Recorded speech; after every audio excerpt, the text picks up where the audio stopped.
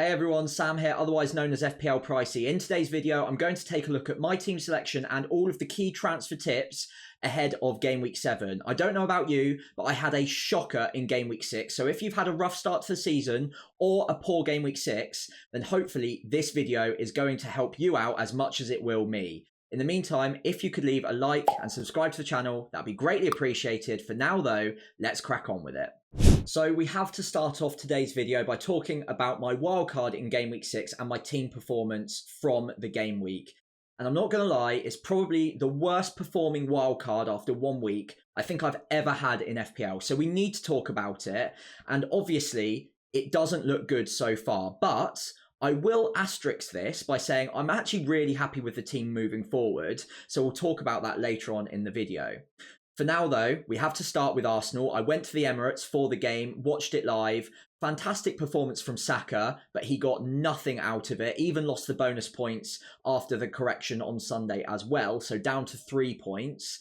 Raya and Gabriel were unlucky to concede twice. Again, one deflected goal from a cross and one absolute thunderstrike from Justin as well for his brace. I think I was a little bit unfortunate there, and any double Arsenal clean sheet owners out there would have been obviously very disappointed to see those 2 goals go in, but I also think a little bit unlucky as well. Now, Trent and Lewis neither returned either, so a full blank across the board from my goalkeeper and the defence. Moving into the midfield, not much better luck really. Saka, as I've already mentioned, blanked, got 1 bonus point, which is fortunate. Although, I must say, he was so unlucky not to get any returns in that game.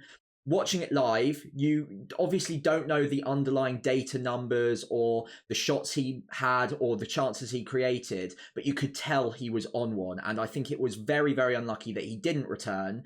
When I got home and actually checked the data, 7 shots, 6 chances created, including, I think, 2 or 3 big chances. And the XG, XA data was very strong as well. So on another day, it could have been a haul. However, these things happen in FPL. We see this happen all the time. So I'm not going to get too stressed out about it. Luis Diaz was a little bit different. Not a great performance from him. Hooked around the 70th minute. So that is a discussion that perhaps we need to have moving forwards.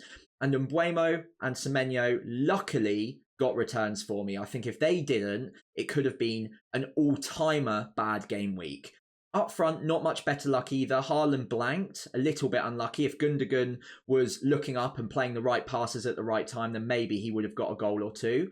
But Solanke did eventually get the goal against Man United. He looked really good as well, so I'm happy with him moving forwards.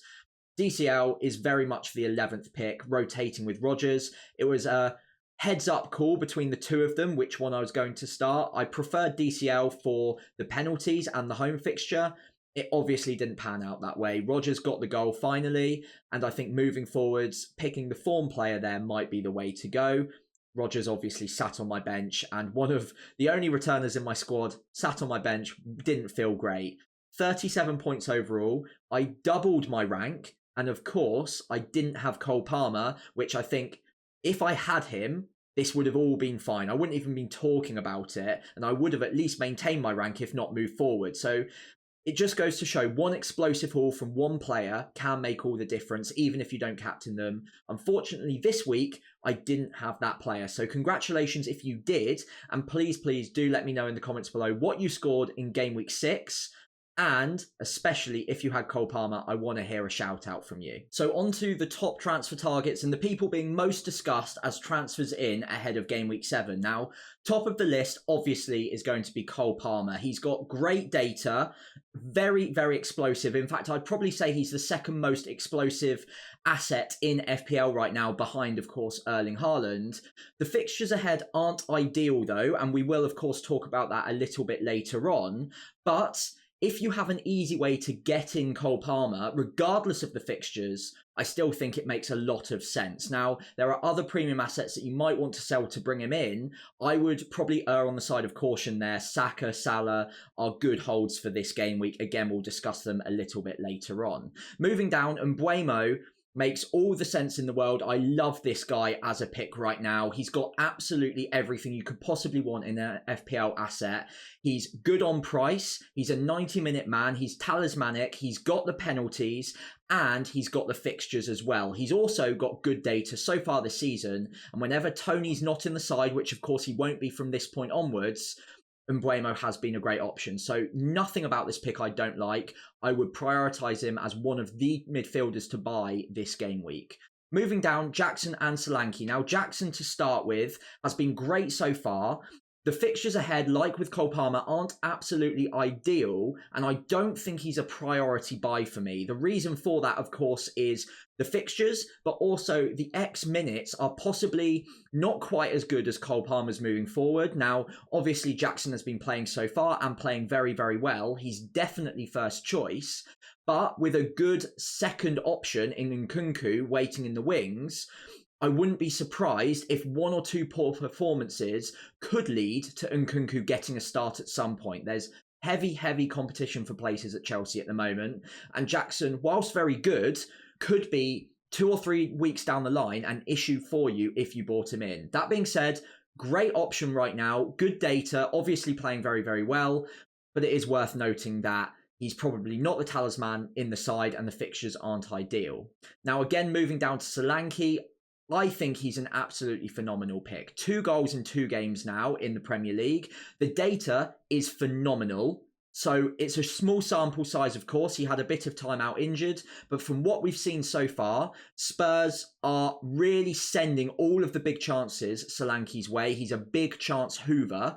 And he's got a great extended fixture run as well. So honestly, again, 90-minute man. We don't know whether he's on penalties or not. I would assume not. But that could be another string to his bow if he were to get them. Overall, at 7.6 million, there's not really much going against him as a pick. Spurs' data from an attacking point of view is fantastic. And like I said, he's the one hoovering up all of those chances as well at the moment. Final on this list is McNeil. I think at his price, he's a fantastic pick. Great fixtures to come and very, very good underlying data, especially from an expected assists point of view. I think it's 0.48 expected assists per 90. Very, very low XG, but obviously we know he's got a good shot on him from outside of the box. But I'd expect him to be a creative force for Everton with good fixtures on the short-term, but also medium-term horizon. Now, I would probably, at his price, put him ahead of Smith Rowe at this point in time. That doesn't mean that Smith Rowe is a priority sell. Do not rip your teams up to get Dwight McNeil in for Smith Rowe. But I think if you're buying either right now, it's probably Dwight McNeil. However, I think at this price point, Semenyo just about trumps the two of them right now in terms of the eye test, in terms of the data as well. There's a bit more goal threat there, and he's just looked in the form of his life so far. So I think at the moment, 5 good picks. The priority one of these 5 that I'd be probably moving in ahead of any of the others right now is Mbeumo, and then Solanke would probably be the next one that I prioritise up front. So we've had a look at some of the key transfers in. Let's take a look at some of the most popular transfers out ahead of Game Week 7. Top of the list, surprisingly, Mo Salah is being transferred out by a lot of managers at the moment ahead of Crystal Palace away. I guess I understand it if you're looking at bringing in Cole Palmer. It kind of makes sense. Obviously, Palmer looks very, very explosive. And as I've already mentioned, I reckon he is probably the second most explosive asset in FPL right now, with Salah obviously still looking fantastic, but he is sharing the points around a little bit more perhaps than we've seen in the past. So I do understand it to some level, but I think it is a bit knee-jerk to make that move right now, especially considering Salah this week has Crystal Palace away from home, who haven't looked great so far. They are faltering a bit. They do have a slightly new look back line, and I think Liverpool will take advantage of that. Salah, of course, scored and assisted in the Champions League in midweek, so he is in good form himself as well. I don't think it's a priority transfer to make. But don't get me wrong, I do understand the logic, especially with that 2 million saving you can use elsewhere. Now, second on the list is Eberiche Eze. Now, I do understand this transfer out. He is a player that I still rate very, very highly, and the data's not bad. But Liverpool next up, who have looked very, very good defensively, I think will be a struggle for Eze. Obviously, cue him getting a haul now, of course, it is written in the stars. But I think on logic alone, Eze does make sense as a sell. I don't think he's a must sell because the fixtures after Liverpool aren't terrible, but they also aren't absolutely amazing either. So it does make a lot of sense. And Palace, as I've mentioned with Salah, are faltering a little bit. So again, Eze in that system is one of the talismanic players, but if Eze and Palace aren't creating that many chances right now, his points upside is fairly limited. There are also quite a few alternatives around his price point. So in Mbeumo, I've already discussed, you could take money out of that position and look at Dwight McNeil or Semenyo, or you could even look at Trossard at that exact price, or maybe 0.1 million more now, which also makes a lot of sense. Moving down, Bruno Fernandes definitely needs to be discussed. Obviously, the red card in Game Week 6 has been rescinded and he is now available for the next 3 games. So again, if you're out there and you're looking at selling him based on that, then do take a moment's pause and reflect on whether you want to sell him, considering he is available for the next few game weeks. Now, even if he is available, I still completely understand if you want to get rid of him. Man United at the moment, they've got good underlying XG data, but they're missing a lot of chances right now and something just isn't clicking to the eye. Bruno is obviously a major part of that, and despite the fact his data looks good as well, I think there are other players at his price point and below, as I've already discussed, that make a lot of sense with equally or not, or maybe even slightly better data. So again, if you're a bit fed up of Bruno, he's taken a couple of price drops, maybe it just makes sense to cut your losses at this point in time. Although that being said, the fixtures long term are looking pretty good right now. So if you're a hardcore data manager, then it maybe even makes sense to hold on to him whilst others are selling. Now, moving down to number 4, João Pedro does make sense as a sell. There's not really many people who would argue otherwise right now, but the one thing I would note is that we haven't had the Hertzler press conference in midweek yet. I'm recording this Thursday evening. If by the time Hertzler has had his Friday press conference and he says that João Pedro is fit to start, then by all means feel free to hold on to him. But Brighton's fixtures aren't looking great. There are other options around his price point, so I don't think he's a hold, especially if he's injured, but I think you can look to get rid of him even if he is fit to start this weekend. Finally, William Saliba. Now, this is the one that really doesn't make much sense to me at all at this point in time. He's being sold by quite a lot of managers. I think the one player that does make sense as a transfer in across from him is Gabriel, obviously his teammate, who has a lot more goal threat than Saliba so far this season.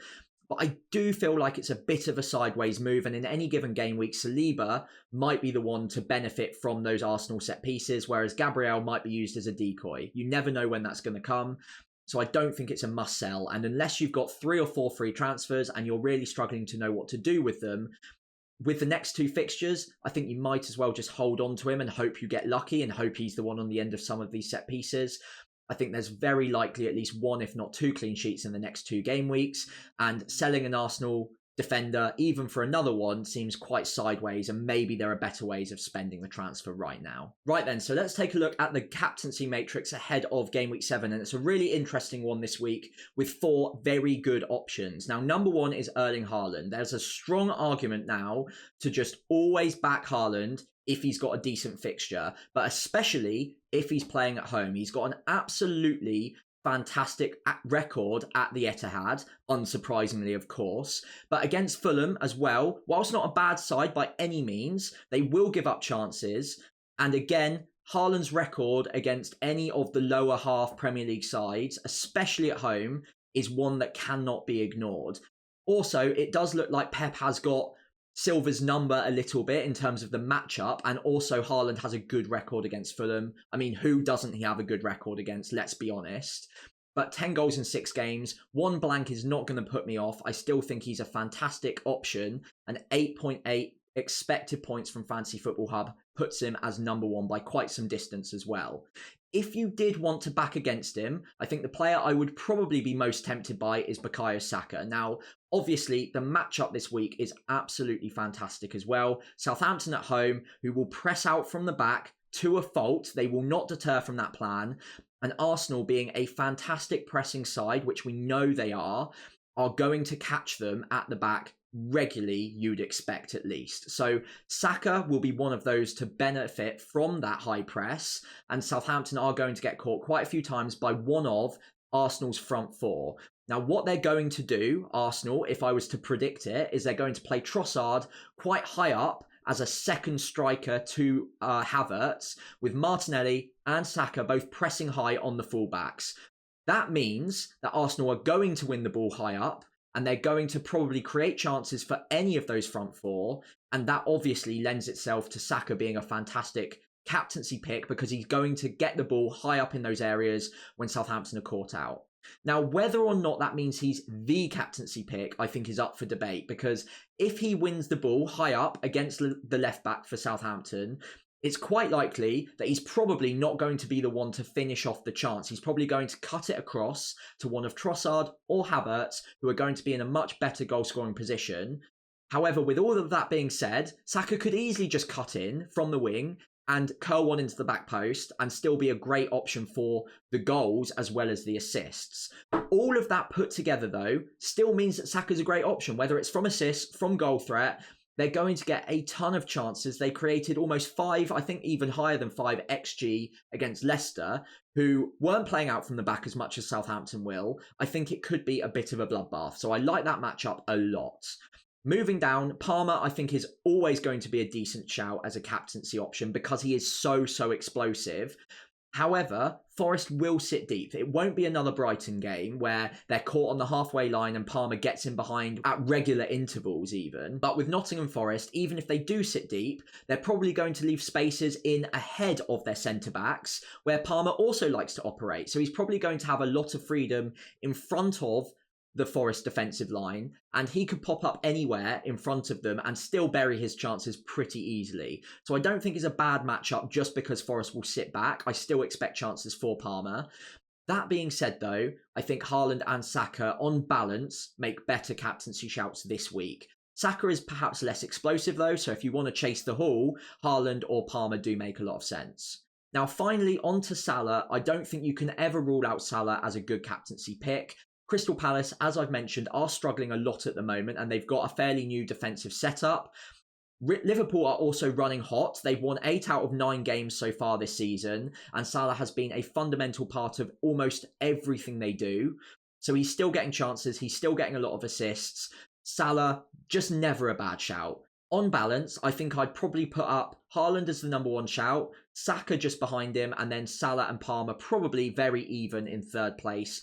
All 4 of which are good shouts this week, so do let me know in the comments below which one you're going with. So as it stands, I'm quite likely not making any transfers at all this week and most likely to roll. However, there is an aggressive double move that I do quite like the look of, so I wanted to at least discuss it now and see what you guys think as well. So do let me know in the comments below what you do think or whether I've lost my absolute mind on this one. Now, the double swap that I am tempted by would be to remove Saka and Diaz to bring in Palmer and Trossard. Now, this would be very aggressive. Getting rid of Saka, one of the captaincy shouts for this game week, again, might not be wise whatsoever. But let me apply some logic to this. Now, I love Trossard as a punt this week. I think, as I've discussed in the captaincy section, he does make a lot of sense, especially when we discuss the matchup against Southampton. I think they'll get a lot of chances in central areas from winning the ball back high up, and Trossard most likely acting as a second striker alongside Havertz, but getting the extra point for the goal as well, does make a lot of sense as a transfer in. I think there's high upside on that move, and he's actually got better XG per 90 than Bukayo Saka does at the moment. So maybe that's a bit of a sideways move, but it could unlock Cole Palmer for me as well. Now, with Palmer in isolation, is he just arguably too good to ignore right now? Is he so explosive that he's just a player that you need to have in your side? And if you do think that, then this double swap most likely pays off over the next few game weeks. Now, Saka's fixtures over the next 2, very good. But after that, he runs into a patch of pretty rough fixtures. And whilst Palmer's fixtures also aren't ideal, looking at them individually, including Newcastle in there and Man United, it's really not that scary either. And if he's as explosive as we think he is, maybe it does pay off. Now, looking at the players that we're selling this week, now Saka is an unreal pick. Now, I'm not going to argue that he's a good sell, and most likely this makes no sense to do. But like I mentioned, if I'm bringing in another Arsenal player, then maybe I'm covering myself off a little bit, and I've applied some logic to why I think Trossard would be most likely to benefit from the Southampton matchup already. Now, the other player I'm selling, Diaz, is a bit more of a risk. Now, he started midweek, he played 70 again, but is his form dipping just a little bit at the wrong time right now? Now, he's not scored in a couple of game weeks. Obviously, that's not something that I'm really panicking about. But if he's only getting 70 and he's also not putting up the data we saw early season, he might not be such a great pick right now. And there is an argument to just get rid of him now before rotation strikes, which it might do even in game week 7. We just don't know yet. Gakpo is a good option at the end of the day. He might be brought in from the start, even against Crystal Palace. I think it is most likely that Diaz starts, but is 70 minutes enough against a better side than Trossard would be playing? Southampton at home, obviously a much, much better fixture. And is that a move across, possibly even an upgrade, to also afford Palmer in the same double swap? Let me know in the comments what you think, but just a little bit of meta chat here before we move on. There are moments in this season where I'm going to probably take transfers that aren't recommended, and I think arguably most of you listening should do as well. Being aggressive at key moments in the season and going against the prevailing wisdom or the moves that most of the crowd are making are going to be the times when you are likely to make up the ground and get ahead of the masses. That's not to say this is the week to do it. This might not be a wise move, and I'll weigh it up on its individual merits, but never be afraid to make a move that others aren't just because it seems like there's a bit of a herd mentality going on. Really weigh it up on your own merit, see whether or not you think that other people might be missing something and whether you can steal a bit of a march on your opponents. And at the end of the day, this is a game. You are meant to have fun. But if you can find something in the data or with the eye test or maybe even just on gut that you think is going to give you an advantage over the masses, I say go for it. Never let anyone tell you that it's a bad move if you truly believe it's a good one. And this one, it might not be the one, but I wanted to at least bring it up because at key moments this season, I'm going to end up making moves that maybe the analytics crowd or the data crowd or maybe even the masses watching this video might not necessarily agree with. But if I have a gut feeling, I want to have the bravery to go for it.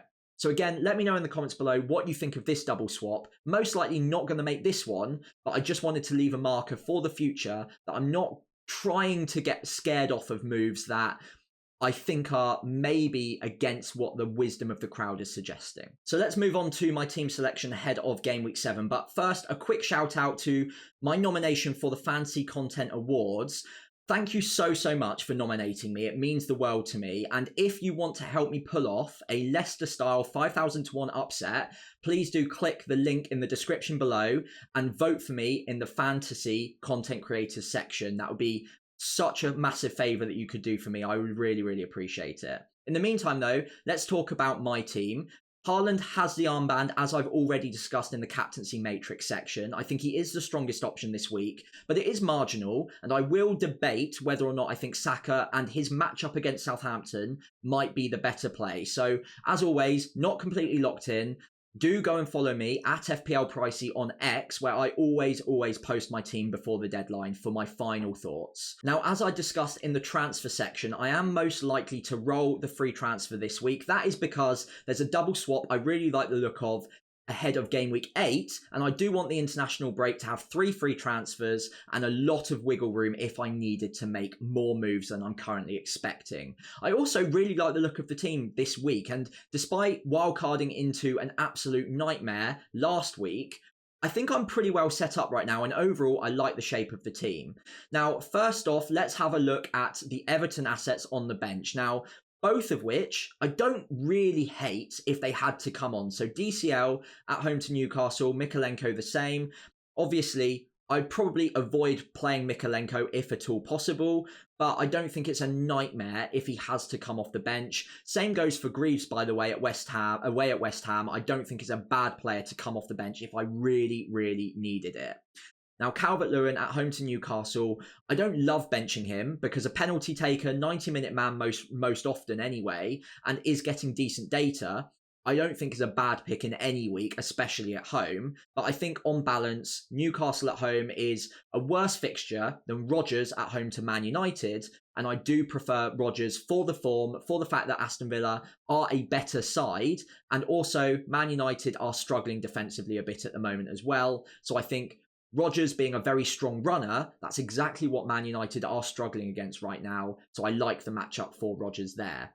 Now, Arsenal, double defence at home to Southampton. I'm not going to complain about that one at all. I'm really, really hoping for a clean sheet or a double clean sheet there. Or at least I would be if I wasn't a massive Southampton fan, which of course, as you know by now, I am. So I've got a bit of a conflict in interest there. But Saka, Gabriel and Raya, all great picks this week. So I can't really fault that. Now, the two players I'm most nervous about are Lewis and Diaz. Now, Lewis, I think, will start. In fact, I think both of them will start, but they're probably the most likely to get rotated this game week.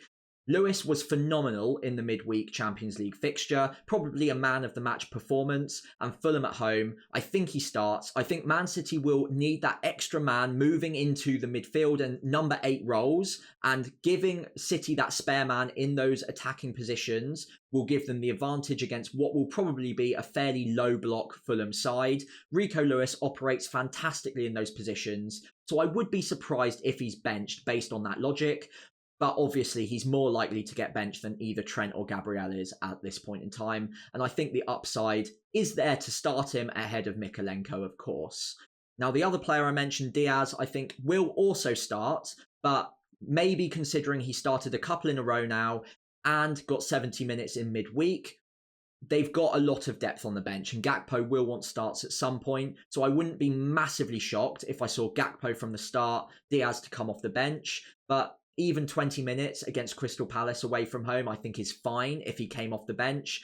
And Calvert-Lewin, if Diaz for whatever reason didn't get any minutes, I think is fine to come off the bench as well. Now, I do have particular high hopes for both Solanke and Semenyo this week. Solanke away at Brighton seems like a fantastic matchup. Obviously, we saw that high line against Chelsea, and it really did not work out very well. Spurs will also look to exploit that, and it looks like the same defensive partnership of Webster and Dunk will be playing once again with Van Heck out for the foreseeable. And again, I think Spurs will be able to capitalise. So I really like that matchup. I like the Leicester matchup for Semenyo as well, who just looks like he's in the form of his life right now too. So both of those very, very excited by. And overall, like the look of my team. There's not really any standout weak links there right now. I think I've got the captaincy option nailed, although, you know, Saka's also a good shout as well. As we reach the end of the video, please do leave a like and subscribe to the channel if you enjoyed the content. That would be really, really appreciated. And as always, please do leave a comment below if you've got any of your own dilemmas as we move towards the Game Week 7 deadline. In the meantime, good luck in Game Week 7, and I'll see you as we start preparing ahead of Game Week 8.